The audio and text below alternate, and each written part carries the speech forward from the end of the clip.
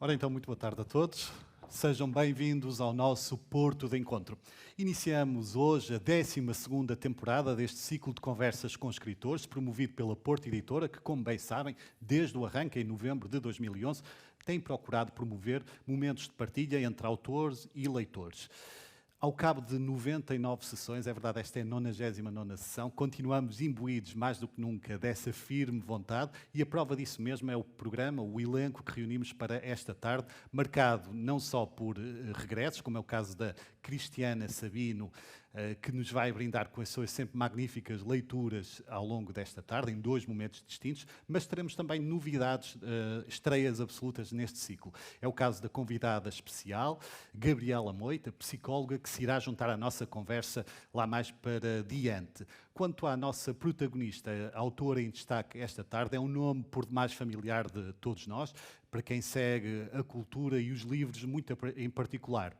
O seu percurso jornalístico é notável. Ao longo de 3 décadas tem colaborado com alguns dos mais destacados órgãos de comunicação social portugueses, na televisão, na rádio, na imprensa, mas também como programadora cultural.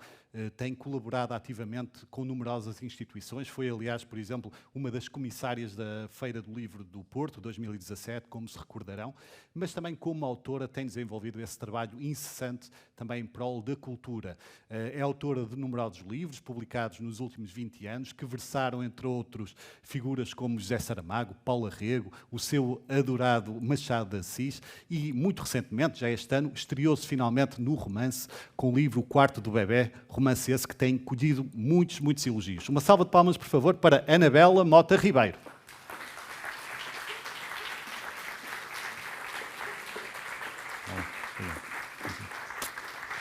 Bem-vindo.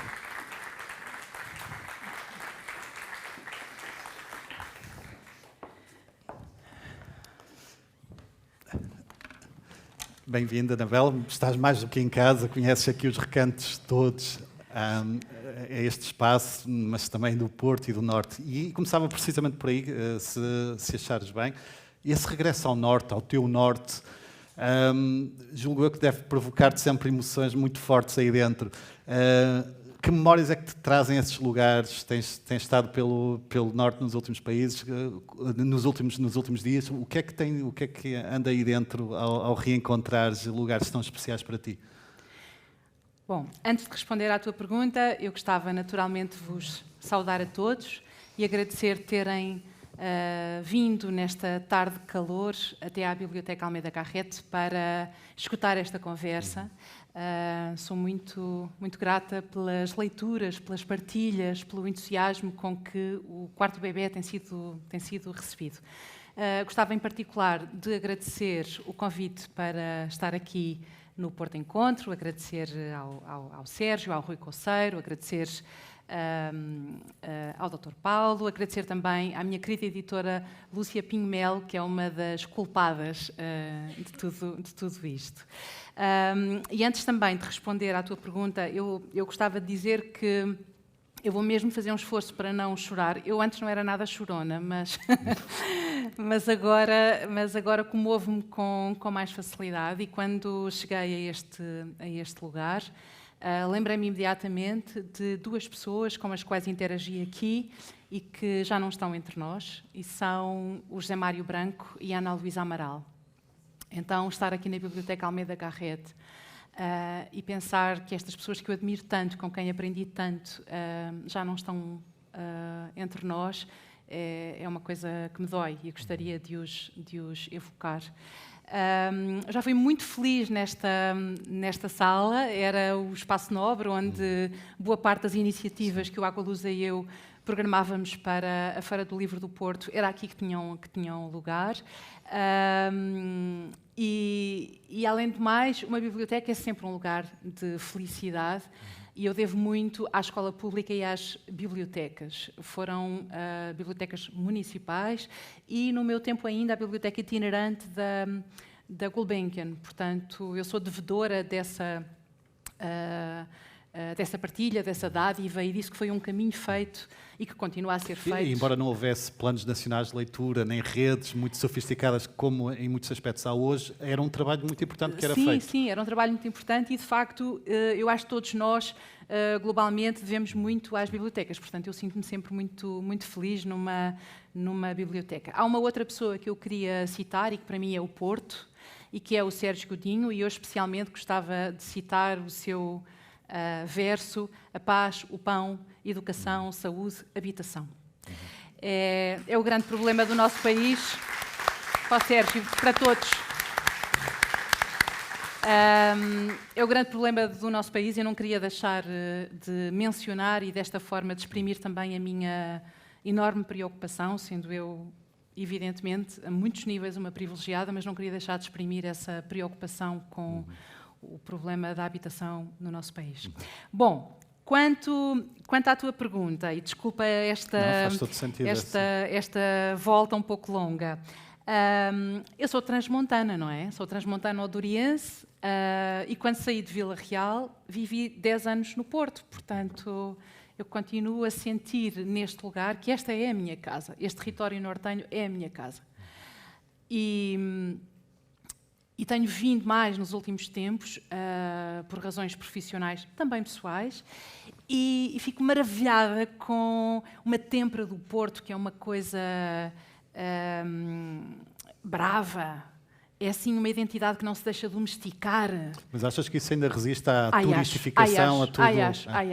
Acho, completamente. Ao nível do vocabulário, por exemplo, sem dúvida. Sim, não, e nem sequer estou a falar... Bem, como estamos no Porto, vou dizer, nem sequer estou a falar das caralhadas, não é? Pronto. Mas há uma maneira de dizer as coisas, há uma graça, mas, sobretudo, é um orgulho, uma forma de dizer: eu não me deixo domesticar. Eu continuo a ser quem sou. E isso é maravilhoso no Porto. Portanto, nos últimos dias, eu, no Porto, em contacto com as minhas raízes familiares e com esta terra onde eu cresci, este grande território, é uma forma de dizer: eu ainda me sinto em casa aqui, e isso é muito bom.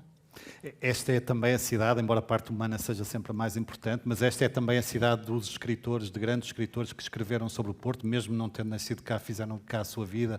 A lista é exaustiva, não é? De Eugénia, Agostina, e este ano os dois no centenário, não é? Exatamente.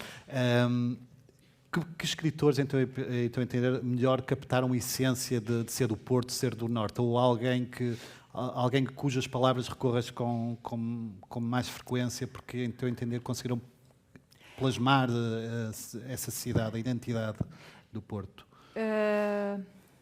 Os escritores do Porto que eu mais leio são poetas. E eu sou mais leitora de prosa do que de poesia. Mas para mim é indissociável do Porto a voz poética da Sofia de Melo Brainer, do Eugênio de Andrade, naturalmente, Manuel António Pina, nas novas gerações o Jorge Sousa Braga, o João Luís Barreto Guimarães, o próprio Camilo, sim, mas o Camilo eu ia a seguir dizer que na prosa temos esses grandes nomes, Camilo, Agostina, mas na verdade o meu diálogo com os autores portugueses faz-se mais através da poesia do que da prosa, admirando imensamente estes autores, como não pode deixar de ser, são alguns dos nossos grandes autores. Eu falei no início desse teu percurso riquíssimo, de falar com algumas das grandes figuras da nossa história, da cultura, mas também gente anónima, nas quais também reside muita grandeza e sabedoria, sobretudo. Ainda há alguma estranheza da tua parte em ver-se do outro lado, não de colocar as perguntas, mas a responder a algum? Sim, eu acho que a minha estranheza foi, por exemplo, chegar aqui e ver o cartaz. Porque normalmente quem está no cartaz é aquela pessoa com quem eu vou falar e, portanto, que eu vou entrevistar e estar do outro lugar. Eu pensei, durante algum tempo, quando me decidi a escrever um romance e a publicar um romance, como é que eu faria essa transição entre o lugar da jornalista, daquela que pergunta, daquela que dá voz, para passar para esse outro lugar. O da pessoa que tem uma voz e que dá a escutar a sua voz. Dizendo de um modo muito redutor, eu não queria parecer que estava a fazer esta transição com ligeireza. E, portanto, tentei durante uns meses estar menos visível, que o meu trabalho público fosse menos visível enquanto jornalista, enquanto pessoa que dá voz. Não fiz os Filhos da Madrugada este ano, por exemplo. Recusei boa parte das propostas que recebi para moderar conversas, e isso foi justamente uma maneira de criar esse silêncio e de apurar o tempo e o espaço para a escuta da minha voz autoral. Podemos dizer que depois de tantos anos a fazer perguntas foste em busca de respostas, mas acima de tudo no teu íntimo, ou não necessariamente? É uma questão interessante, e a primeira coisa que me ocorre é que no romance eu acho que continuo a fazer muitas perguntas. Sim. E não sei se isto não decorre do meu trabalho como jornalista, mas eu acho que decorre sobretudo de eu ser uma pessoa que procura uma inquirição à sua condição e ao mundo. Ou seja, menos do que uma deformação profissional, eu penso que a interrogação é um estado que eu procuro alimentar.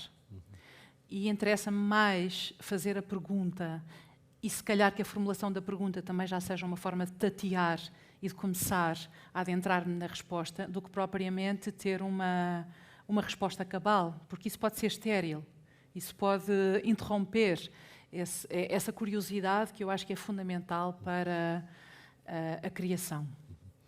Já lá vamos aos meandros da criação, e há muito para dizer sobre o teu livro, mas voltando ainda ao teu percurso, escreveste livros e entraste no universo criativo de figuras como o José Saramago, ou a Paula Rego, só para citar alguns.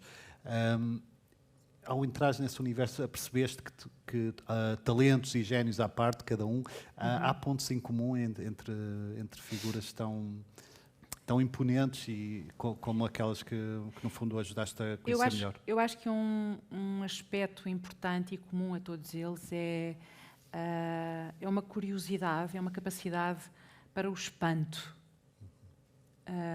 E isto até entronca no que eu estava antes a dizer. E entender que a escrita ou a pintura são formas de diálogo consigo mesmo. Também com o mundo, evidentemente, e no caso do Saramago com um cariz mais político e interventivo, mas se nós pensarmos, por exemplo, na obra da Paula Rego, nós percebemos que existe ali um sentido narrativo muito vincado, e por isso também o seu museu chama-se Casa das Histórias, mas aquilo é uma maneira de ela continuar a falar consigo, com os seus fantasmas, com os seus traumas, com as suas dores, com as suas alegrias. E é muito difícil, à medida que nós vamos crescendo e nos vamos tornando adultos, continuar a ter esse contacto com a criança que nós fomos. E ter essa capacidade de nos espantarmos com as coisas do mundo. E achas que eles mantiveram isso até ao fim? No caso, o Saramago e a Paula Rego, sim? Acho que sim. O Saramago, numa das últimas entrevistas que eu lhe fiz, se não a última, que aconteceu por altura da viagem do elefante, dizia: há um momento em que fica ali o olho do furacão e eu estou lá sozinho, onde ninguém entra. E para um criador conseguir demarcar esse território que é absolutamente seu e onde ele é livre, e escrever, criar, pintar, é sobretudo um exercício de liberdade. Ou procura ser, nem sempre bem sucedido, nem sempre conseguimos. Mas conseguirmos chegar a esse lugar e dar voz a esse lugar, exprimir esse lugar, é bom quando acontece. Curiosamente, quer o José Saramago, quer a Paula Rego, embora tenham tido percursos naturalmente muito distintos, mas confluíram em dois grandes aspectos, que é na vida acidentada, a vários níveis, no caso do José Saramago, o reconhecimento tardio, mas também o facto de a aclamação quase ter sido primeiro feita lá fora e e depois só chegar a Portugal. Sim, mas na Paula Rego isso aconteceu também, Sim, não é? sim. A Paula Rego Houve é um problema. aclamação. Sim, o problema da Paula Rego é anterior. O problema da aclamação e do reconhecimento da sua obra é anterior e tem que ver com o machismo estrutural da nossa sociedade. Paula Rego foi aos 17 anos estudar para a Inglaterra e o marido dela era a estrela do casal e partilhava casa com o Francis Bacon e fazia parte daquele grupo também o Lucian Freud. As mulheres não eram consideradas.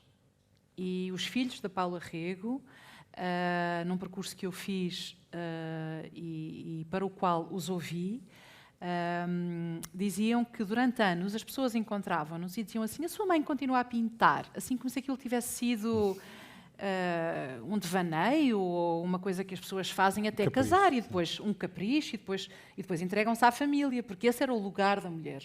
E isto era em Inglaterra, nem sequer era em Portugal.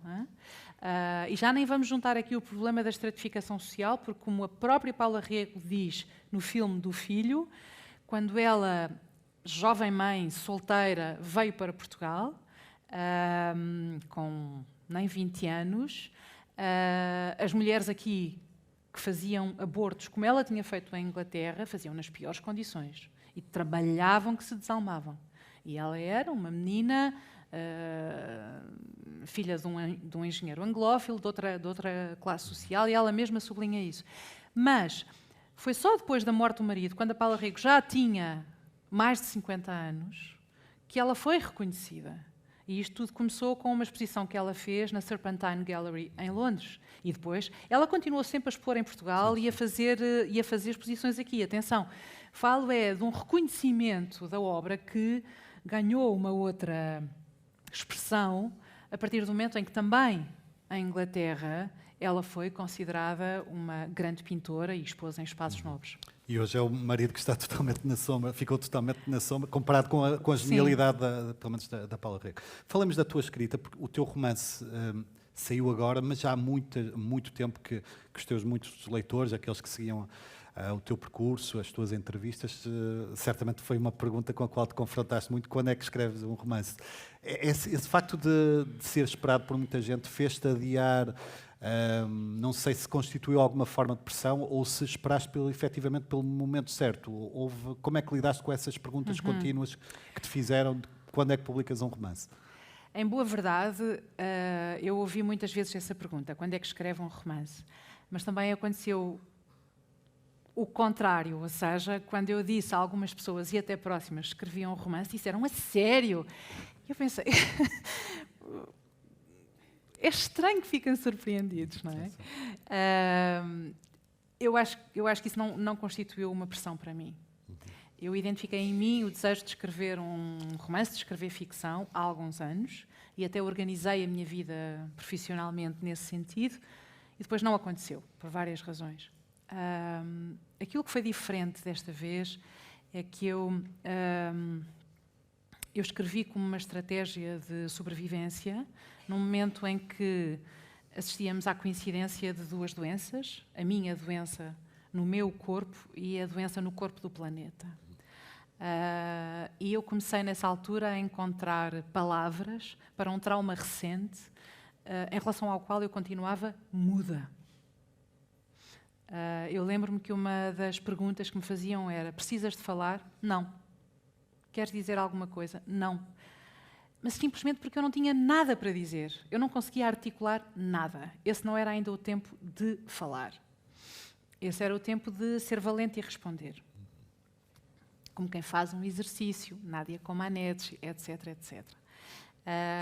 Mas era, de facto, o momento de ser focada, lidar com um problema, debelá-lo. Por isso foi muito bom quando eu comecei a escrever e percebi que o dique, essa torrente que eu tinha, se libertou e que foi catártico e foi salvífico e foi uma âncora que me manteve à tona nesse tempo de grande sofrimento para mim.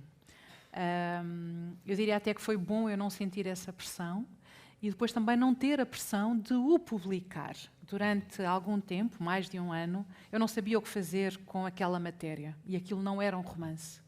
Mas era muito diferente essa versão da que saiu? Eu acho que há aqui uma matéria que faz parte deste romance que estava lá, mas não tinha a forma de um romance, não tinha a estrutura de um romance e estava menos ficcionado. Eu penso que a deriva ficcional foi qualquer coisa que aconteceu a seguir, quando eu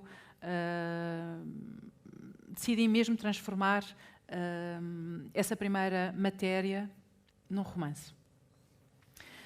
E não pus pressa quanto a isso. Isso também foi uma coisa boa. E nesse tempo de reflexão sobre aquilo que eu tinha feito e aquilo que eu queria fazer, houve leituras importantes, mas, sobretudo, eu acho que fui pensando intimamente o que é que eu queria fazer.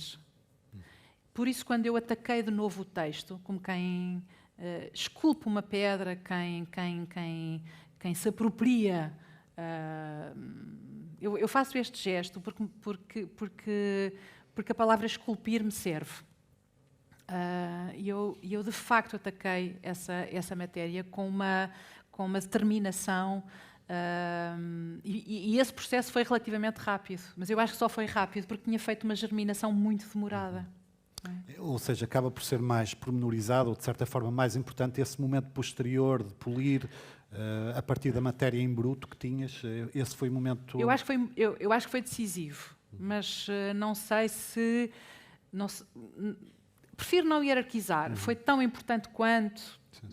Amanhã, se calhar, posso dizer foi mais importante. Depende um bocadinho de como eu sinto as coisas. Aquilo que está na contracapa ou na badana foi grandemente escrito durante o confinamento, mas não foi só durante o confinamento. E eu também penso no tempo da doença e no tempo do confinamento, não apenas naquele primeiro ano em que todos estivemos no essencial mais em casa, porque por razões médicas eu tive de estar resguardada muito tempo, muito mais tempo, tive de ter cuidados adicionais. Por isso foi um tempo em que eu pude pensar. A escrita do romance foi um auxiliar fundamental nesses tempos tão confusos que todos vivemos, mas tu em particular, uma vez que tinhas 2 dramas, nesse sentido foi particularmente importante a escrita. Sim, a escrita foi, mas também foi o ensejo para falar de algumas coisas que são aquelas que me interessam mais. E são o feminino, o doméstico, os temas do meu doutoramento, que está interrompido, mas que vou concluir, obviamente, e que são a fertilidade e a infertilidade. Eu queria tratar o corpo da mulher e queria falar dos diferentes corpos. O corpo erótico, o corpo fisiológico, o corpo doente, o corpo fértil. E eu queria criar, e isso então já é um trabalho de estrutura, de oficina, e é uma coisa posterior, mas eu queria criar múltiplos significados para o lugar da mãe, para o lugar do filho, para o lugar da fertilidade, para o lugar da infertilidade. E então a concatenação de todas estas peças, destes vários elementos, mesmo o aleijão que a personagem tem, era uma coisa que eu queria que estivesse, como se fosse um aleijão que as mulheres carregam em vida, com as diferentes formas de abuso, assédio, usurpação, mutilação. Mas isso já são as rimas internas que eu procurei criar, além dos diálogos que eu tentei estabelecer com outros escritores que me acompanham e que ecoavam muitos destes problemas. Machado de Assis, naturalmente. A Helena Vasconcelos, que foi a crítica que primeiro escreveu sobre o quarto bebê, disse, e eu achei muito engraçado e acertado, que o grande personagem masculino é o Machado de Assis. E eu sinto que sim, eu acho que os homens não têm o mesmo peso. São importantes, a figura do psicanalista é importante, a figura do João é importante, o personagem. E para mim eles são de facto personagens, não é? Assim como a Esther é uma personagem Claro que sou eu também, mas não sou eu, senão seria apenas eu. E não seria o espelho no qual tantas mulheres, mesmo as que foram mães, se podem refletir.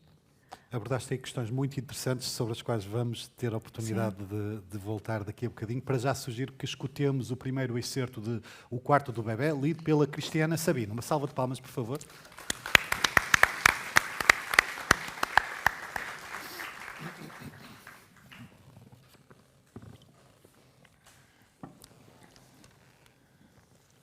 Boa tarde a todos.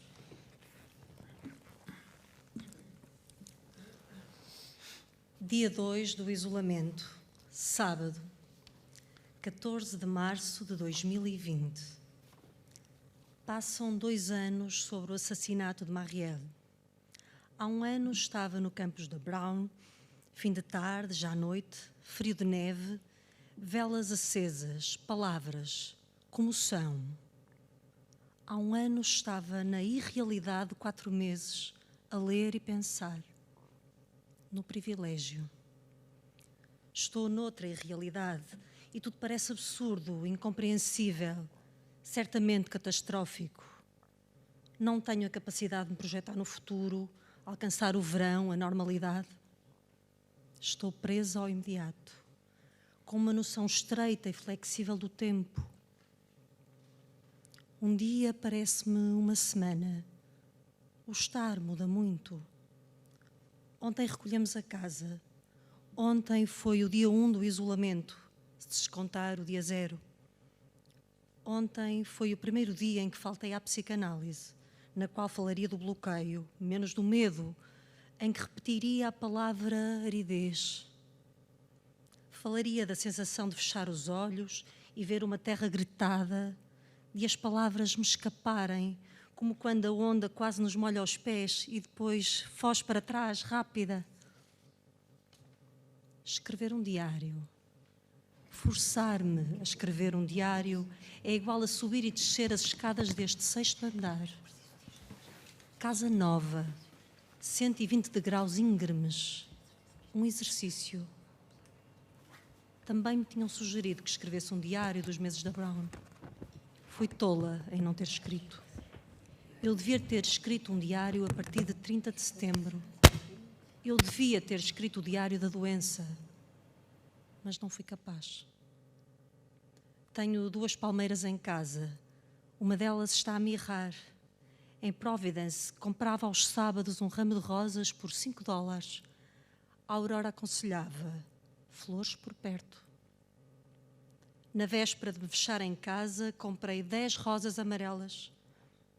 No verão, já depois do regresso dos Estados Unidos, fui lanchar com a Aurora à casa de Eugénia. No dia em que fiz a ressonância magnética e a biópsia, em que no fundo soube, nesse 30 de setembro, encontrei a Eugénia no bar do hospital. A Eugénia teve um cancro. A Eugénia é poeta. Assumi a sua presença como um bom augúrio. Uma pessoa agarra-se ao que pode. Quase não chorei na doença. Pus-me a ver a Nadia Comaneci em repeat. O treinador, Bela, disse que a Nádia não chorava desde os 6 anos. E nesse ponto do vídeo, ela tem uns totós e está a medir a trave com giz. A comentadora americana faz um ó de espanto. Aquele exercício nas barras assimétricas que viria a ser o primeiro Perfect 10 parecia irreal à comentadora americana. A Nádia. Cada um monta os seus altares. A doença fez-me compreender que sou mortal. A descrição do Brás Cubas da morte da mãe é pungente. Era a primeira vez que a morte vinha ter com ele. E não era a morte de César, nem a morte de Outiva. Era a morte da pessoa amada. Esta ainda é outra morte. É uma morte direta. Talvez a morte, ela mesma. A minha mãe tocou o carro funerário onde seguia o corpo de pedra da minha avó. Dei-lhe um beijo quando o caixão estava sobre o granito, antes de descer à terra. Nunca tinha beijado um morto e percebi que era de pedra. A minha mãe tinha nesta morte a morte da pessoa amada. Eu tocava-lhe no ombro. A minha mãe tocava o vidro do carro funerário.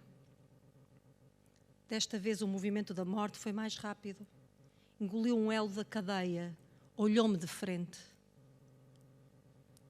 Depois escrevo sobre o medo de morrer, que apareceu num sonho de novembro. Agora estou em isolamento e não tenho medo. Peso numa balança impossível a quantidade de químicos que me injetaram nos últimos meses. Os médicos explicaram-me. Estou mais exposta, sim.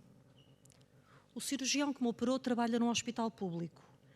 As mãos dele são grossas. Não tenho outra palavra. Grossas. O toque é delicado, macio. Parece que nem toca. E faz uma cara de quem está a ver no escuro. No seu serviço, em cancros diagnosticados precocemente, a taxa de sucesso é de 98%.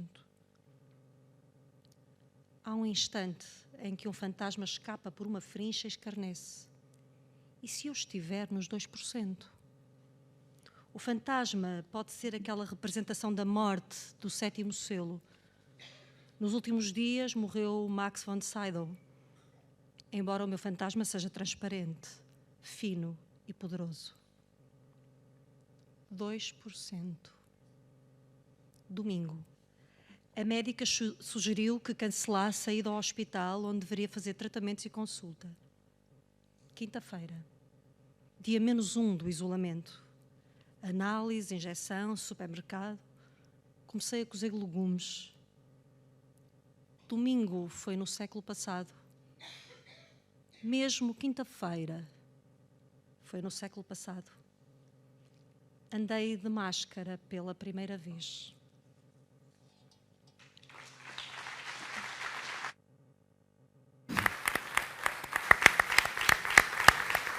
É estranho, parece que não fui eu. E agora penso, é no dia 30 de setembro. Exatamente. Vamos já retomar a conversa. Permitam-me só darmos uma novidade, e penso que é uma boa notícia. Como referi no início, esta é a 99ª sessão, o que significa naturalmente que em outubro vamos ter a 100ª sessão. E para assinalar este momento tão especial, que só é possível graças ao vosso contínuo apoio, que no fundo são a razão de ser deste ciclo, nós vamos assinalar a 100ª sessão com um grande espetáculo, uma grande sessão literária na Casa da Música, esse espaço onde já também fomos todos felizes várias vezes e onde o Porto de Encontro já marcou presença por várias vezes. A sessão vai ser no dia 15 de outubro, às 18 horas, é um domingo, portanto é já daqui a 15 dias, e vamos ter outro elenco de luxo, como hoje, mas permitam-me só também dizer os nomes. Vamos ter o Richard Zimmler, o Walter Ugumem e o escritor espanhol Javier Cercas. Vamos ter também nas leituras dois nomes também muito especiais para nós, uma vez que nos acompanharam ao longo destes 12 anos, que são a Ana Celeste Ferreira e a Emília Silvestre, que vão fazer as leituras. Os bilhetes vão estar disponíveis para levantamento nas bilheteiras da Casa da Música já a partir da manhã de manhã, limitados a 2 por pessoa. Portanto, divulgamos esta notícia em primeira mão para que todos vocês que estão aqui possam ter acesso já a partir da manhã ao levantamento dos bilhetes. Contamos com todos vocês, claro. Anabel, e muito curioso isso que disseste, essa questão de estranheza, de estares a ler um texto que é teu, mas que te causa esta sensação. Isso deve-se ao tempo decorrido ou não necessariamente? Eu acho que não necessariamente. Há uma sensação de exterioridade. E se calhar abro aqui um parênteses para dizer que quando eu escrevi e assumi que o tom do meu romance era autoficcional, e pensando também sobre isto, uma vez que, por causa do meu trabalho, que por vezes é muito público, sabia que as pessoas tenderiam a olhar para a Esther, a protagonista do romance, como uma projeção de mim própria. Eu decidi não esclarecer onde termina a realidade e começa a ficção. Acho que isso não é, de facto, muito interessante. E depois, porque nós efabulamos sempre e reconstruímos sempre quando trabalhamos com a nossa memória. Aquilo que contarão esta noite, amanhã, sobre o que aqui se passou, não será coincidente, muito provavelmente. E aí já se opera qualquer coisa que é É uma efabulação, é uma ficção que não pode deixar de ser, mas porque é um trabalho subjetivo e é uma leitura subjetiva, não é? Nós estamos implicados nisso. Mas achas, pelos ecos que te têm chegado que ali está. ao longo dos 5 meses, achas que isso é uma minoria, esses leitores que têm feito uma leitura literal da história? Eu acho que nos primeiros tempos as pessoas estavam mais preocupadas com essa demarcação entre o território da Esther e o território da Anabela, mas depois começaram a encontrar ali um detonador para as suas próprias interrogações e para as suas experiências, compreendendo que isso é muito mais interessante, não é? Essa abertura para a fertilidade. Portanto, se fosse só eu acho que não teria completamente esta estranheza. Não decorre apenas de eu já ter escrito isto há muito tempo, o livro já ter 5 meses, ser ouvido numa outra voz, que é uma coisa muito importante, porque se eu ler com a minha cadência, com o meu tom de voz, sentindo as palavras de outra maneira, o som é outro também, não é? E por fim, porque esse lugar comum que eu ouvia acerca dos romances, quando os livros são publicados, eles deixam de nos pertencer completamente e passam a ser de quem os lê, passam a ser apropriados por quem os lê. É mesmo verdade, por isso eu já não sou completamente a mãe deste bebê. Ou sou, mas não sou a única. Mas embora seja uma leitura redutora, essa de colarem em demasia a ficção à realidade, ou tenderem a confundir a protagonista com a Anabel, achas que quando isso acontece também é um elogio à verosimilhança e aos teus talentos narrativos e ficcionais? Não vês assim? Aquilo que me faz sentir mais gratificada é quando as pessoas me escrevem, homens e mulheres. Isso também foi um aspecto interessante e também vejo que aqui na plateia estão muitos homens. No princípio eu interroguei-me, será que os homens, tendo isto uma circunscrição tão feminina e tão doméstica, tão corpo de mulher, tão entranhas, será que os homens vão entrar neste livro, vão saber lê-lo inteiramente? E tem sido uma boa surpresa, mas aquilo que me gratifica mais é receber cartas que são muito comoventes, de pessoas que me dizem obrigada por nos dar voz através da Esther. A minha mãe é a mãe da Esther. Os pavores de ficar matrona e de ser trocada na menopausa são aqueles que eu tenho também. Um homem disse-me uma coisa que me deixou estarrecida. Disse, eu compreendi nas minhas sessões de psicanálise que procuro uma mãe menos funcional do que a minha mãe, uma mãe que tem essa capacidade onírica que Esther encontrou na Aurora. Eu acho isto uma coisa maravilhosa, porque de facto já não interessa nada quem é que inspira a Esther, que fará quem é a Esther ou a Aurora. Interessa é que aquilo fala com as pessoas e falas continuar essa fala dentro de si.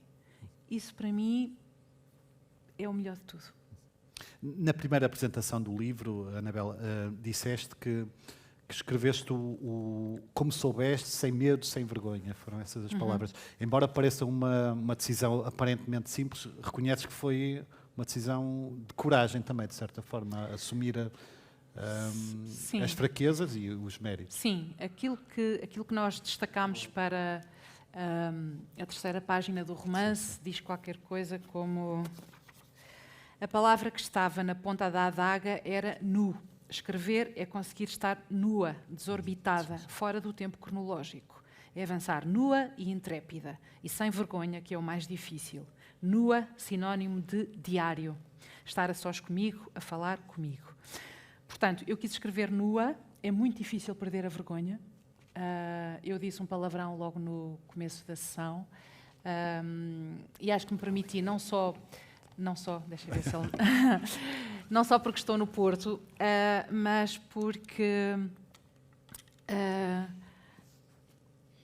uma amiga me disse, quando leu o romance, eu nunca consegui, e ela escreve, é uma grande leitora, ela disse, eu nunca consegui escrever a palavra cocó.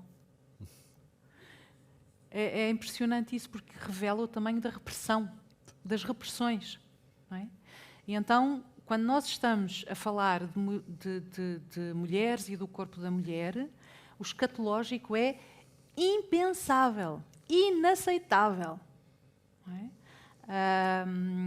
E uma outra amiga escritora disse-me, eu não entendo isto é machismo, não pode ser outra coisa. Porque eu interrogava-me, mas qual é que é a dificuldade com a palavra merda? Cocó, qual é que é a dificuldade? E essa amiga dizia-me, puro machismo. O Philip Roth é escatologia do princípio ao fim. E ninguém diz, ele é escatológico. Há um romance dele que logo na primeira página ele fala das suas fantasias e experiências sexuais. Ele vai para a casa de banho com as cuecas da irmã. Imaginem uma mulher a escrever uma coisa destas. E, portanto, uma pessoa escreve cocó, merda, e a escatologia é inaceitável. E, portanto, comecei a ficar tão irritada com isto que me apetece dizer, não, eu escrevo merda. Não é cocó, apesar de escrever também, é merda. Qual é que é o problema? Eu acho que o que É torna uma o forma livro de também me rebelar contra o patriarcado. particularmente rico é isso, é esse lado, não escapa esse lado orgânico, que no fundo faz parte de todos nós, mas depois também não despreza o espírito e convoca também a referências espirituais, culturais, literárias. Sim, ou se seja, for não só são, cocó também não tem graça nenhuma, não é? mas é capaz de entrelaçar, no fundo, algo que nos eu tentei- estupidamente às vezes eu tentei- tendemos a separar.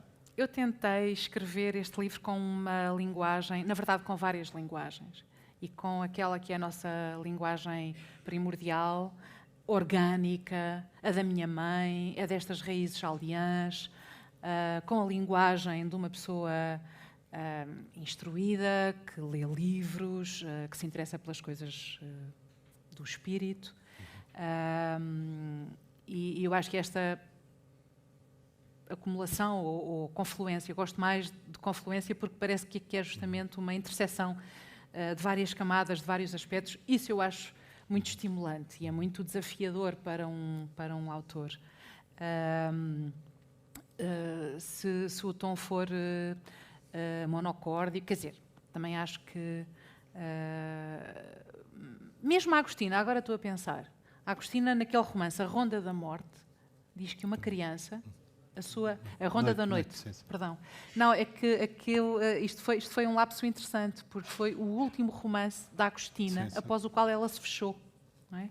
Portanto foi como se morresse após aquilo, morresse para uma vida pública. E na Ronda da Noite, a criança, a sua primeira palavra é merda. A ferocidade que há aqui, não é?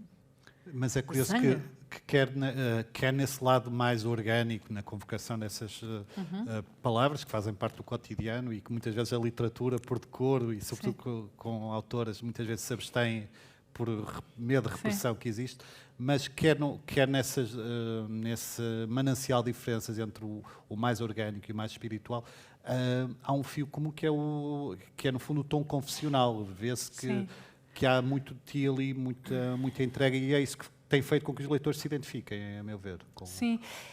Uma das palavras que mais têm sido usadas sobre o romance, num tom elogioso, o que eu agradeço, é corajoso. É um romance corajoso. Eu tenho-me interrogado o que é que isto quer dizer. O que é a coragem? É a coragem da exposição? É a coragem de escrever estas palavras? E então avancei agora com uma outra hipótese, intimamente, que é de eu chegar a sítios e levar as pessoas a sítios onde elas habitualmente não estão. E a estranheza resulta daí também.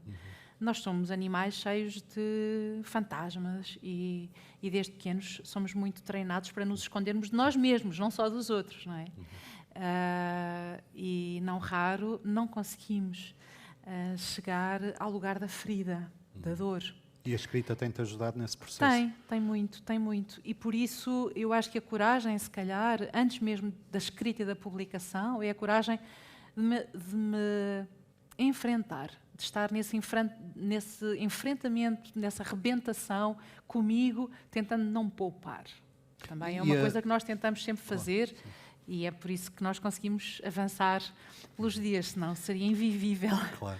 E achas que a descoberta da escrita de uma autora fascinante como a Annie Ernaux foi importante também para ti nesse processo? Sim.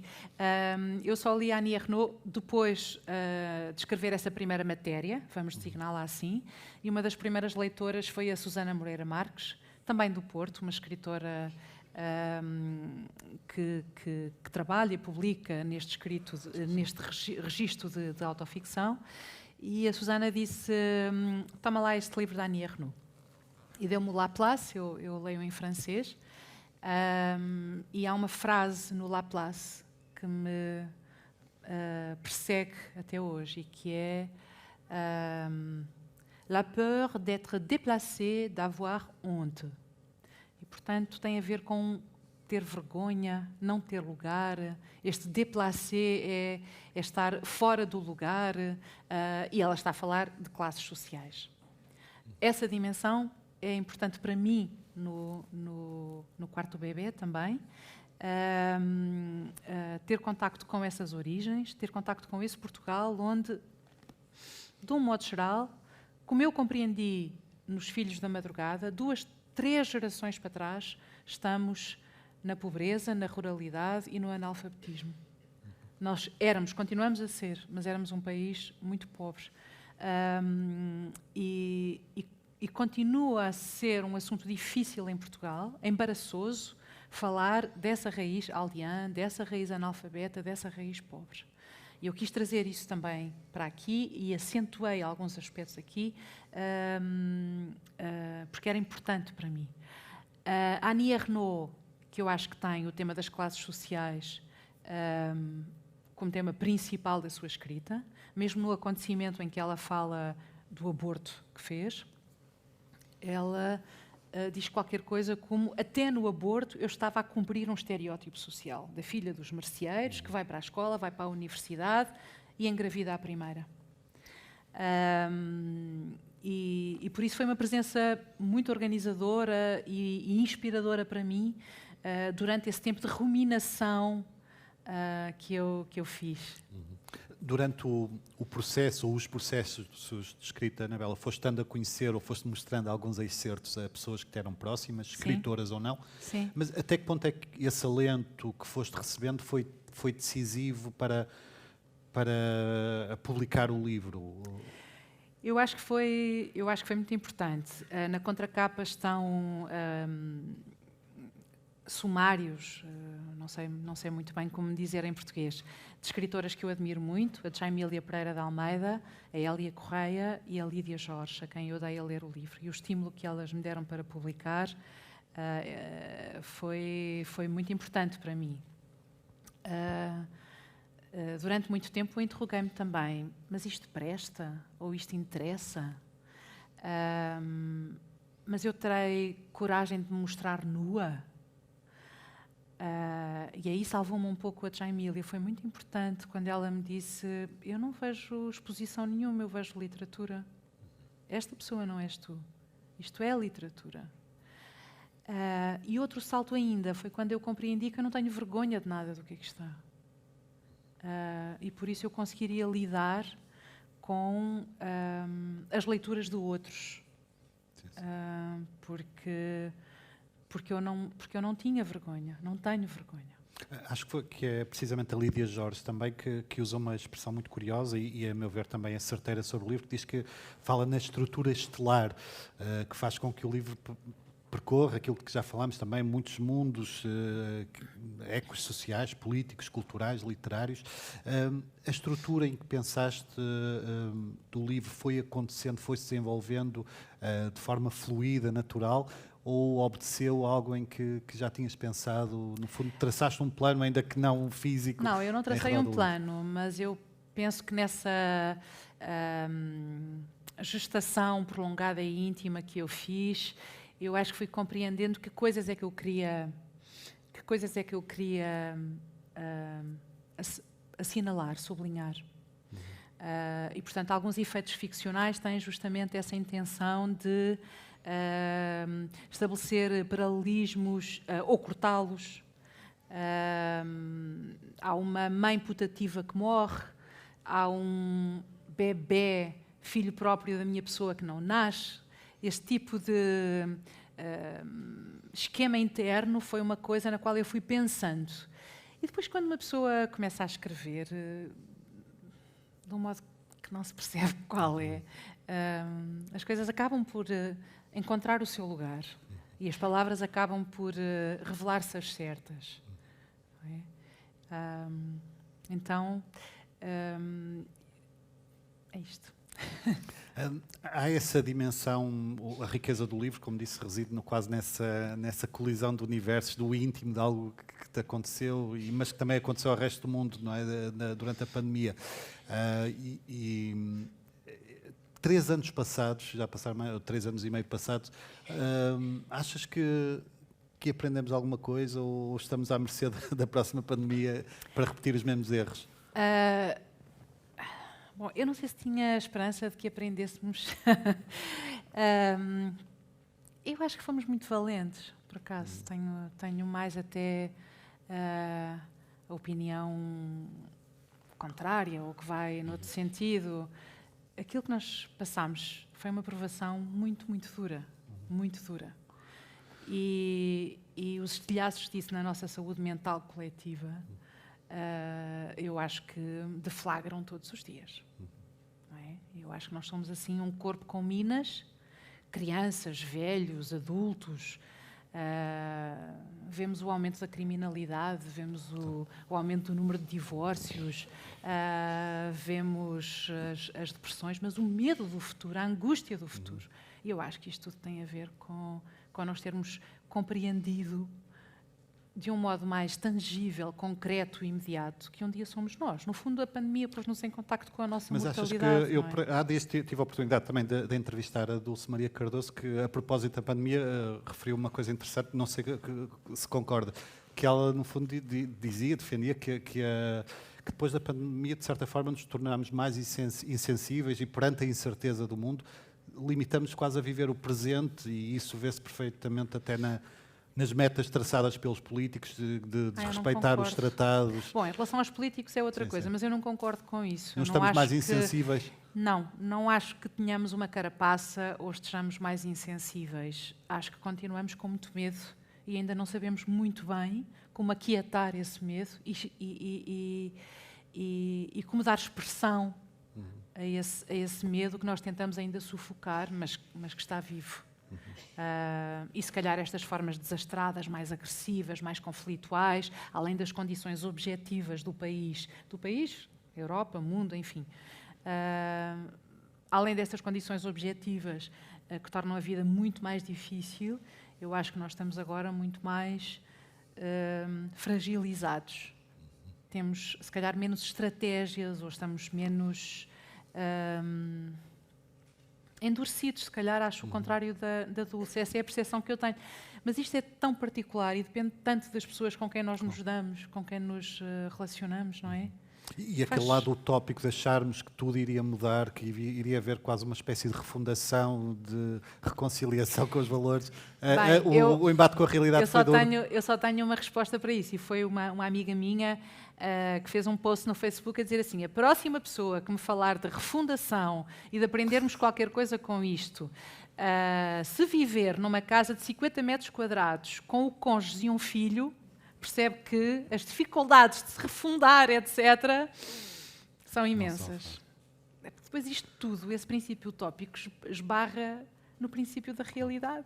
As pessoas precisam de sair de casa, as pessoas precisam de ver outras caras, precisam de receber outros estímulos, precisam de lidar com o diferente. Estar confinado a um espaço onde as casas em Portugal são o que são, e hoje temos esta manifestação, e na próxima espero estar também. Deixem-me já agora dizer que quando nós pensámos isto há tantas semanas, esta manifestação não estava ainda marcada, mas as casas em Portugal, mesmo quando as pessoas têm um espaço onde viver e que conseguem pagar. São frias no inverno. As condições não são as ideais. Nós continuamos a ser um país pobre e onde o fosso aumentou imenso a desigualdade, não é? Ainda há pouco dizia isso a uma pessoa, quando eu, há uns anos atrás, ia ao Brasil. Eu tenho uma grande proximidade com a cultura brasileira, estudo o Machado de Assis, vou em trabalho, e eu chegava ao Brasil e pensava, eu sou europeia, não era portuguesa. É engraçado isto, apesar da língua, não é? Eu estava em casa, sinto-me em casa, tenho amigos, conheço a cultura, a língua é a mesma, mas havia ali uma diferença. E eu percebia que na Europa os códigos de desigualdade não são aqueles. Continua a ser uma diferença enorme. Atenção, não estou a dizer que é a mesma coisa, mas o que aumentou a desigualdade em Portugal e noutros países europeus nestes últimos anos é incrível, é muito ameaçador. Vamos escutar pela segunda e última vez a Cristiana Sabino ler um excerto de O Quarto do Bebé. O mais feliz de encontrar.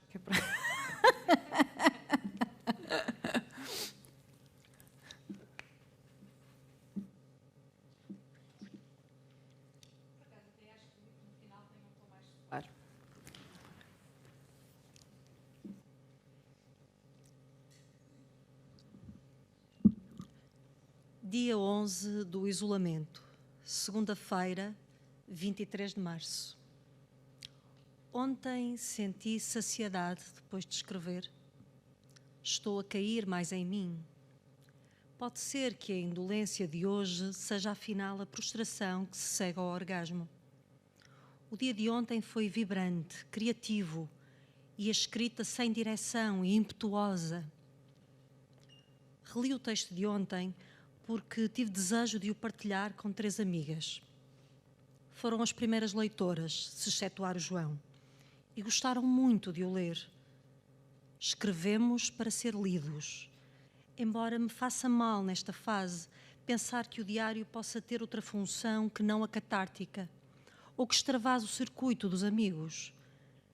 Não posso inibir-me na pulsão de escrever, não posso ouvir o eco que chega da rua, saber-me risível, imaginar patadas. O pressuposto do sigilo, da clausura, da intimidade é-me necessário ou mesmo indispensável. Surge-me a hipótese de sentir hoje dificuldade em escrever, justamente porque houve esta fuga para o exterior. São amigas muito queridas, em quem confio, enviei porque lhes quis dar um presente. Mas qualquer coisa me anuncia que devo manter-me secreta. São 19h33. Estar fechada expõe de modo flagrante as vulnerabilidades, as obsessões. Pano de fundo, sempre o medo de morrer, que é sempre o nosso pano de fundo.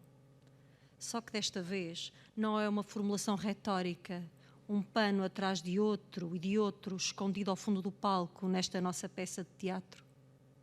Agora, essa tela está mais perto de nós, é cenário firme. Só queremos não chegar demasiado perto. Vemos os números aumentar, velhinhos a morrer, notícias sobre infecções em lares. Temos mais dificuldade em não ver a catástrofe social, a fome que alguns sentem já, o desemprego. Conhecemos as imagens da Grande Depressão depois de 29. Será assim? Será como nas Vinhas da Ira que vi na televisão quando era pequena? O gasolina era impactante. Quantos litros? Fantasio a bomba de gasolina reluzente, acabada de estrear. O novo mundo concentrado ali. A família paupérrima em mais uma mudança, em mais uma tentativa, tacritanas às costas, esforço hercúleo para não se sobrar. Quantos litros? 1. Aquele grau de pobreza perfurou-me até ao osso, a ponto de a recuperar neste instante. A pobreza da minha vida não tinha nenhuma semelhança com aquela. Era uma pobreza de nunca haver dinheiro. Não era a pobreza de fome. Nunca passei fome. Pus uma máquina de roupa branca a lavar. Dobrei umas peças que estavam secas. Não vou passar a ferro. Percebi nos Estados Unidos que não é preciso passar quase nada a ferro. Limpei o pó com uma flanela. Não aguentava ver uma camada onde se podia escrever o nome na mesa de jantar. Aqueci uns restos, sopa de ontem, lascas de bacalhau, batatas cozidas. Os nossos vizinhos ofereceram-se para trazer comida. Vão ao supermercado quase todos os dias para abastecer várias casas, a sua e as dos pais. Ainda temos comida para umas semanas, fruta incluída e legumes agora cozidos e pão congelado. Falei para casa. A minha irmã mais nova e a minha mãe faziam um bolo, batiam claras em castelo. O meu pai tinha passado a manhã na cama, sentia-se cansado, está com umas barbas brancas do tamanho das do Moisés. Freud esteve em frente ao Moisés do Miguel Ângelo 2 semanas a contemplar, a ponderar, a decidir. Depois separou as águas da psicanálise. De repente, ouvi o pai do Brás Cubas no meu ouvido quando interrompe o luto na Tijuca e diz ao filho: isto não é vida. Isto não é vida. E fui mirar a estante machadiana. Tirei um livro em que tive contacto na Biblioteca Central da Brown, a Biblioteca de Machado de Assis. O ano passado procurei vestígios da leitura de Machado de Assis, das conversas entre Goethe e Eckermann. O meu fito era outro. Queria saber se Machado saberia que Goethe, aos 73 ou 78, pediu em casamento uma menina de 17. Um último sopro de vida. Foi recusado e nunca mais voltou a Marienbad, a estância termal onde o idílio se desenvolveu. Machado tinha esse livro de conversas, sim. Tinha tudo lido em francês. Aprendeu alemão depois dos 50. Cresce que para ler Schopenhauer no original. Hoje detive-me na atenção que prestou a Stendhal. Há anos que não leio Stendhal. Chamou a minha atenção que tivesse um diário do escritor francês, uma autobiografia, página que tem parentesco com o tom memorialista posterior ao Brás Cubas. Li um ensaio sobre Carolina, a mulher de Machado. Fiquei curiosa. Como seria a relação entre uma branca e um mulato naquele Rio de Janeiro? Ela mais velha do que ele, quase 5 anos, consta que não era virgem e que já tinha, inclusive, feito um aborto. Em boa verdade, não se sabe quase nada. Todos os traços da vida comum, correspondência, tudo o que os pudesse desnudar, foi destruído. Subjaram 3 cartas. Digo isto de cor, podem ser 4 cartas, não vou confirmar. O amor entre diferentes é fascinante e suscita estranheza. Ontem morreu o marido da minha amiga Cândida. Um cancro. Em novembro, a Cândida disse-me que tinha acabado de saber que era incurável e que estava desfeita. Tenho uma filha de 14 ou 15 anos que é muito esperta e toca violoncelo. A palavra desfeita acompanha-me. É ser ou estar menos que uma camada de pó. De que cinzas se vai reconstruir? Da filha, com certeza.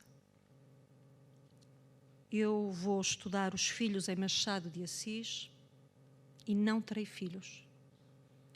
O núcleo de onde tenho de erguer a minha vida, depois da doença, depois da pandemia, depois do que há de vir e é impronunciável, é o mesmo de Machado, que não teve filhos. A escrita.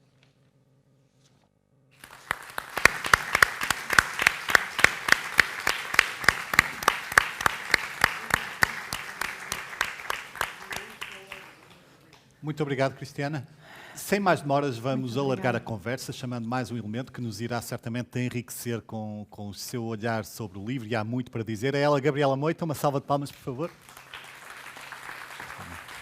Bem-vindo.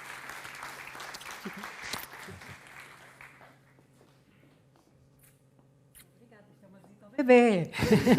Que bom! Ao quarto. Bem-vinda. E obrigada Prazer também à juntar-me. Cristiana. Não sei se sabem, mas une-vos uma amizade de 30 anos. Não sei se todos sabem, Sim. mas que vai muito para além da escrita. E eu conheci a Gabriela grávida. É verdade, é verdade, é verdade. E fizemos programas de televisão juntas, entrevistei-a várias vezes. E a Gabriela é uma pessoa com quem o diálogo é sempre muito estimulante e é um lugar de aprendizagem para mim, além de ser uma amiga querida e esta mulher. Vamos ver se cumpro Espantosa. essa aprendizagem hoje. O que é que eu trago aqui para este bebê?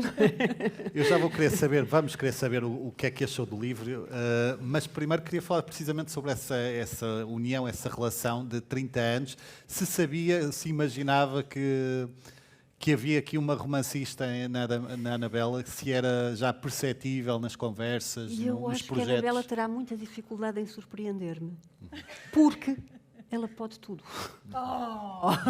Tudo o que aparecer da Anabela, eu acredito. E, portanto, não é surpresa. Só direi, é Anabela.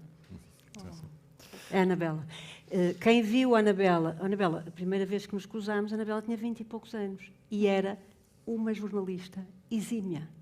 Era das poucas jornalistas, como ainda hoje é, e devemos-lhe essa homenagem, que houve. Faz perguntas com intenção. Faz perguntas às pessoas. Não faz perguntas para dar as respostas ou para dizer que fez as perguntas. É uma pessoa que realmente tem interesse.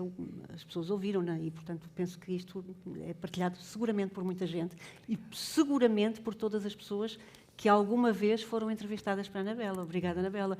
Porque quando nos convidam para irmos falar sobre qualquer coisa, a expectativa é essa, não é? Mas a maior parte das vezes a pessoa não nos quer ouvir. Sim, sim. Isto não sou eu que digo, Sim, não é? sim. Muita gente diz isto. E provavelmente os espectadores também sentem isso. Mas então o jornalista cortou, então a pessoa estava a desenvolver.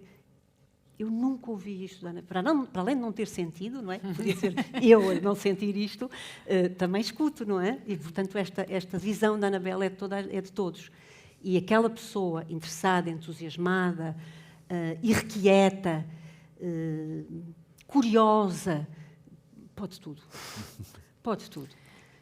Pode produzir. Esta foi a obra que nós agora vimos, para além de outras, não é? Não é a primeira obra da Anabela, é o primeiro romance.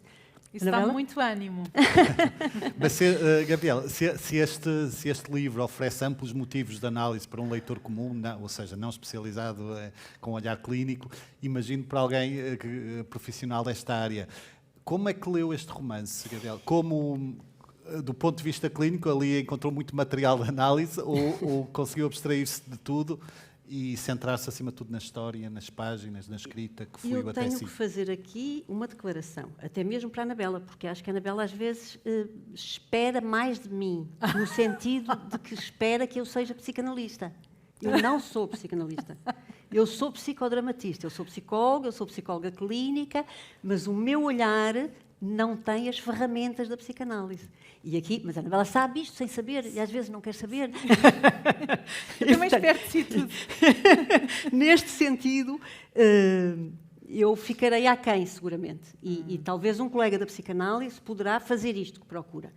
Obviamente que eu uso a minha oficina de leitura dentro da minha gramática de leitura, que é o psicodrama, e, portanto, esta gramática deste modelo de leitura do ser humano e leitura do ser humano e da intervenção no ser humano, mas o livro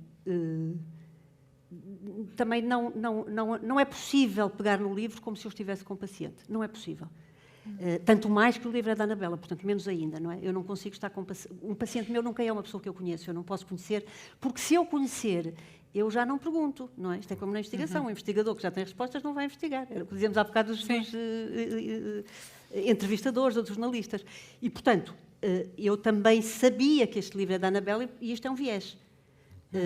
Evidentemente que é outra Anabela, porque é a Anabela escritora. E eu, a Anabela escritora, praticamente não conhecia, e, portanto, eu tenho que agradecer até a vinda aqui, porque obriga a outra leitura. Tenho outra responsabilidade, há um público, a Anabela, esta questão mais pública, e, portanto, é uma leitura que nunca é feita. Esta leitura não é feita quando não há esta exigência. E, nesse sentido, eu agradeço à Anabela ter-me permitido ir. Acho que também tem a ver com o livro, às vísceras, não é? Este livro leva-nos às vísceras, inevitavelmente, mas do texto. Portanto, eu li-o mais como leitora, ponto. O que é certo é que eu tenho esta gramática e, portanto, eu deixei ler e não pensei, eu vou aqui ou ali buscar aquele elemento ou esta ferramenta da psicologia. Elas estão aqui, seguramente. E elas estão porque estão em mim, não é? Eu também já tenho uma visão do mundo formatada ou informada com todo este modelo de leitura que eu tenho, como todos nós, não é? E, portanto, deixei ir e sei que ele está aqui. Mas já percebemos que tem aí algumas notas, quer partilhar connosco, algumas notas fundamentais. Eu não sei o que é que eu tenho, do... porque eu, a dada altura, pensei, o que é que eu vou fazer? E então fui fazendo várias coisas.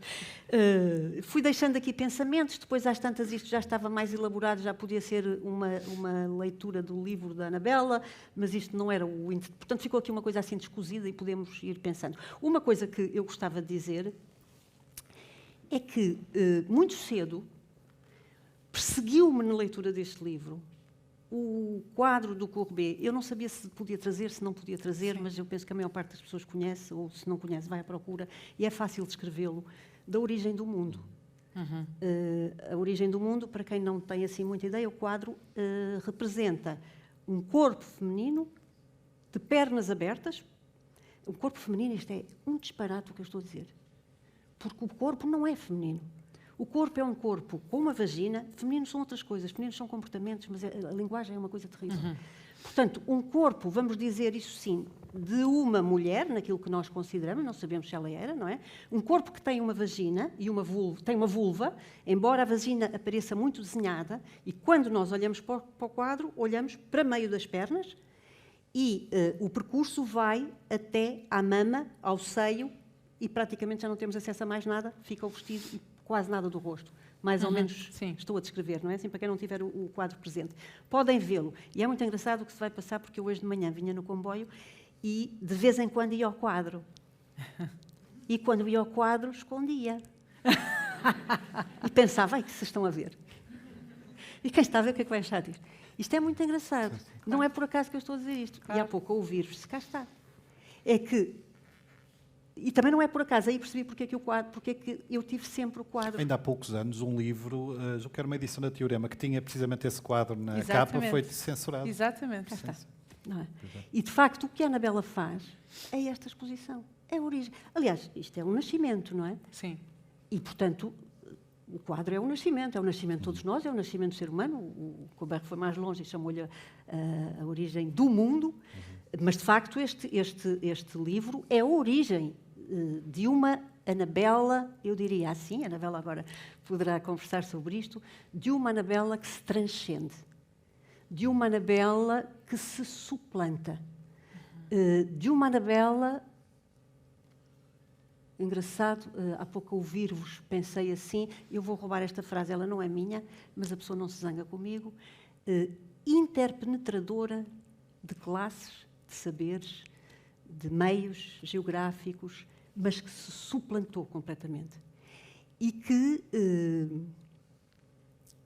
lutou também contra o autoestigma.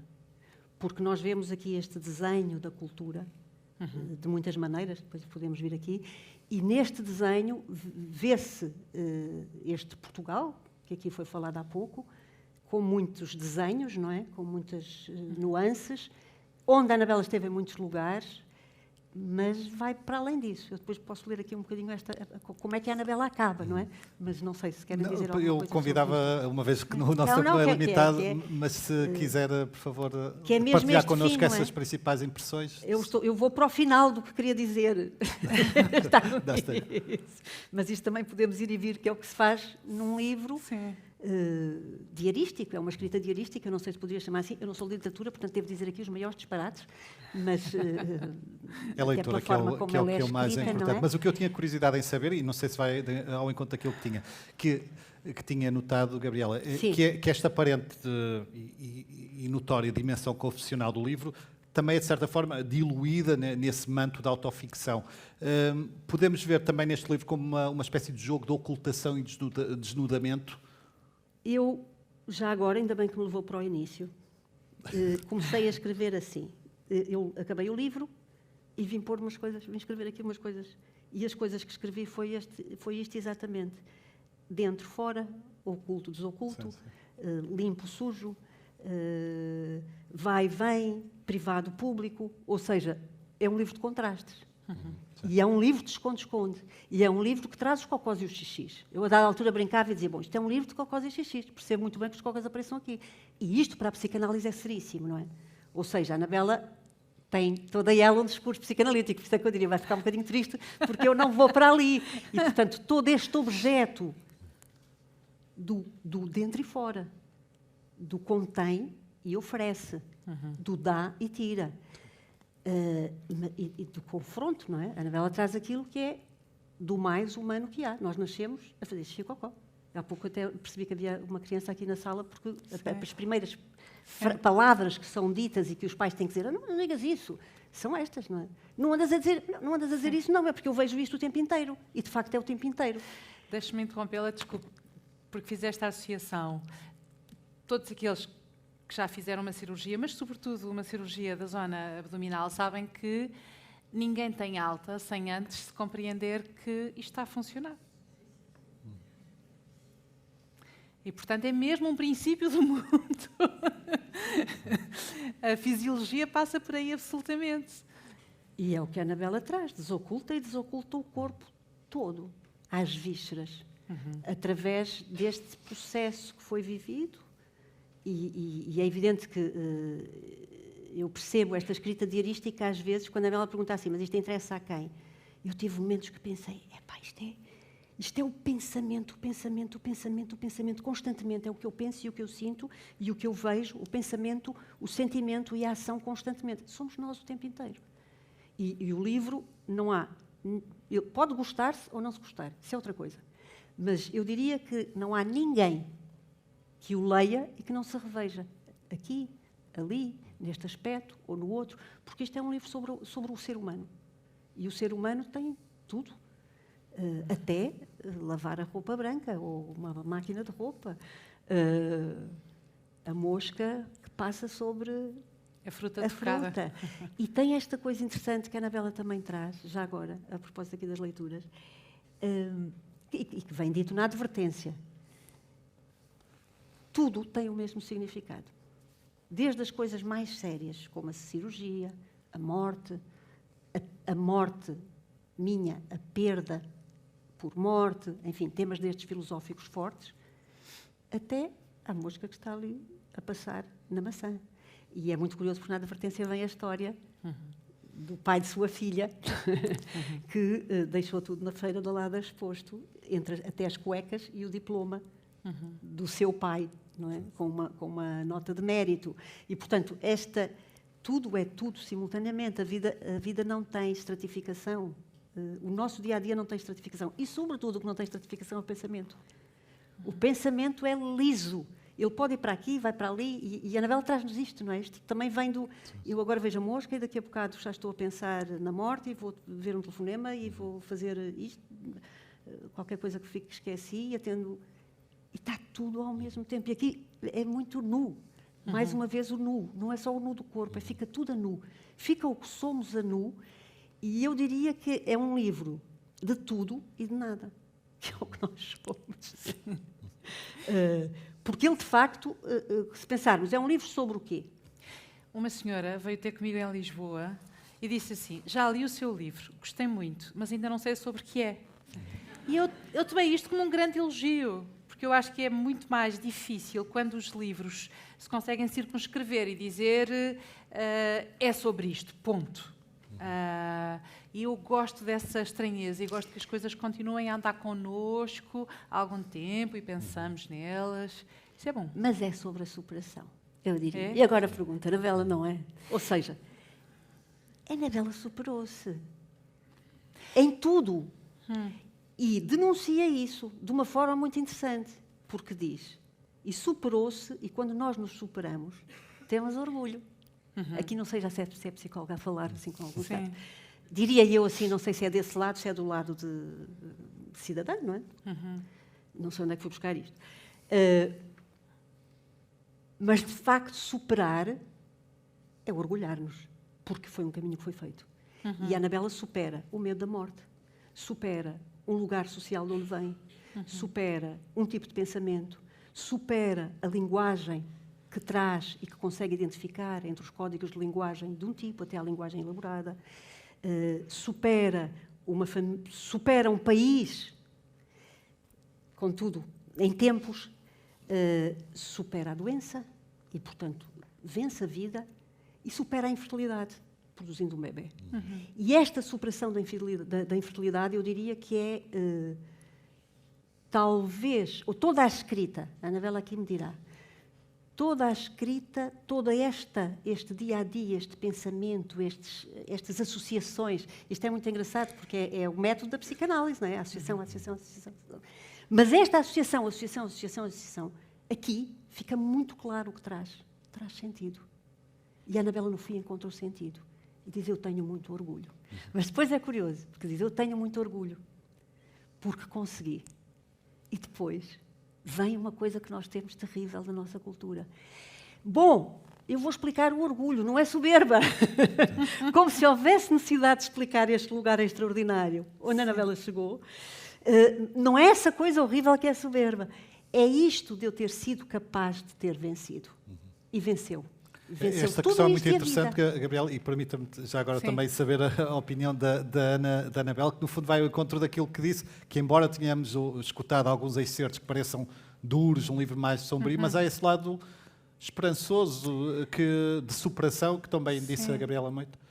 Sim, eu acho que no final o livro adquire um tom mais solar e mais esperançoso. Há uma canção que eu trago para o romance da Violeta Parra e que diz, em português, voltar aos 17 depois de viver um século. E eu gostava que isto fosse mantra da minha vida e gostava de acreditar e de ser capaz de voltar aos 17 depois de viver um século. E este viver um século é o esforço enorme de superação. E como é que continuamos, por fim, a ter essa alegria, essa disponibilidade de quem tem 17 e de quem quer comer a vida toda? E isto, para mim, é mágico e é muito difícil. É muito difícil. E quando eu digo que gostava que isto fosse mantra da minha vida, é porque é muito fácil, e mesmo um otimista como eu, é muito fácil nós ficarmos soterrados pelo peso dos 100 anos. Não é? É curioso estar a falar do tempo, e há pouco também falavam aqui muito do tempo, e alguns pedaços que foram lidos também têm o tempo é outra coisa que aparece, e também é superado, até no certo que ouvimos, e é superado até num título, de um dia, quando diz, faz-te conta que é o dia tal, ou seja, que eu controlo o tempo de tal maneira que até podemos fazer de conta que não é esse dia. Há muita referência a muitos tempos. Hoje já foi, ontem foi há muito tempo, há muito tempo foi há pouco tempo. O que a Anabela podia dizer deste brincar? Eu diria que é brincar com o tempo. Aí é a literatura, não é? Porque temos, de facto, essa capacidade mediúnica, não sei, de compreender as coisas, prever as coisas, mas compor as coisas. E eu estava a ouvi-la e a pensar que há uma palavra que não trouxe ainda e que para mim é central neste livro e que é luto. Não é? Uma coisa que o livro também exprime é uma forma de luto, portanto, mais uma forma de superação. Ou lutos, porque há vários lutos aqui. Não é? O luto do corpo fértil. Eu partilhei no outro dia que eu demorei 3 anos a compreender uma coisa que eu disse assim que eu soube que tinha um cancro. Eu disse, eu não estou preparada para ficar matrona. E isto atormentou-me durante anos, porque pensei, sou a pessoa mais vaidosa do mundo. Até quando sabe que tenho um cancro, diz, eu não estou preparada para ficar matrona. E eu demorei muito tempo a perceber que aquilo que eu estava a exprimir é uma coisa que as mulheres têm inculcada e que é uma separação entre o corpo fértil e o corpo erótico. E, portanto, as mulheres, quando são férteis, quando procriam, são magras, jovens e dão filhos. As mulheres entram na menopausa e, não raro, começam a engordar, são trocadas, já não prestam, passou o seu tempo. E isto está sem palavras, mas está tão presente na nossa educação que depois encontra estas formulações estapafúrdias, Mesmo inconscientemente, palermas mesmo, não é? Pronto, que é eu não estou preparada para ficar matrona. E só há uns meses que eu disse, espera lá, era isto que eu estava a dizer. Agora que sou uma senhora plenamente menopáusica e que tenho estes fantasmas a acompanhar-me permanentemente, é que eu digo, não, espera, era isto que eu estava a dizer. E se... Também há uma altura em que eu escrevo sobre isto.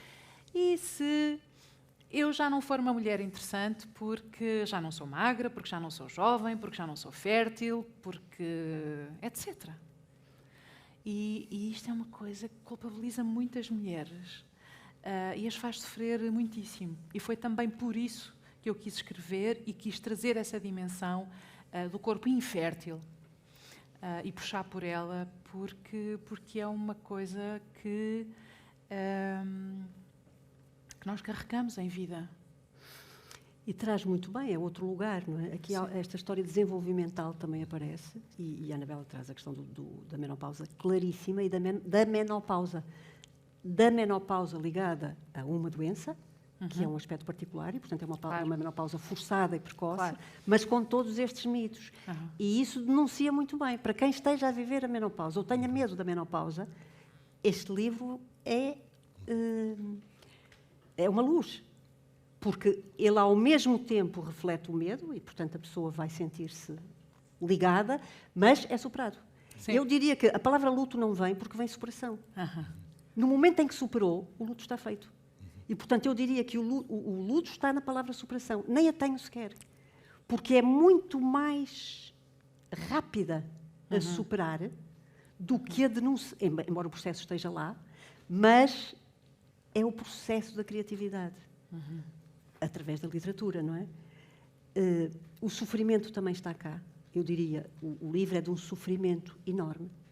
O sofrimento trespassa, o sofrimento da doença, o sofrimento da pandemia, o sofrimento da própria superação, mas sempre com esta luz que a Anabela diz. Porque mesmo nos momentos mais difíceis, ou estão as flores que estão a abrir, e, portanto, há sempre um toque de esperança em todos estes dados que vão aparecendo. E eu diria que isso é mais dominante do que o escuro do luto. É a caminhada do luto e não o escuro do luto que cá está. É interessante.